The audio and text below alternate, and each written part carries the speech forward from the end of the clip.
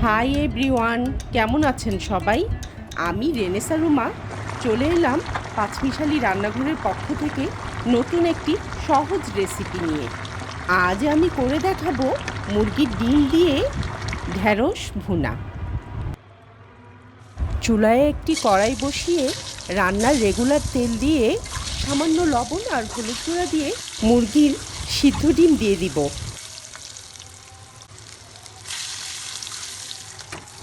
ডিমগুলো ভাজা হয়ে গেলে এক এক করে তুলে অবশিষ্ট তেলে কিছু পেঁয়াজ কুচি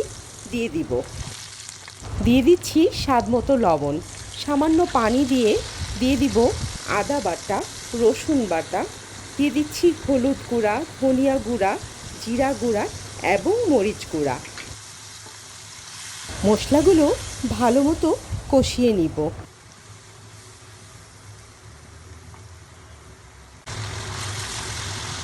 মশলাগুলো কষানো হয়ে গেলে দিয়ে দিব কেটে রাখা ঢ্যাঁড়স। এখন ঢ্যাঁড়সগুলো মশলার সাথে ভালো মতো কষিয়ে দিয়ে দিব ভেজে রাখা মুরগির ডিমগুলো। এবার দিয়ে দিব 1 কাপ কষে গরম পানি। একটু পরপর ঢাকনা খুলে নেড়ে চেড়ে ভালো মতো রান্না করে নিব।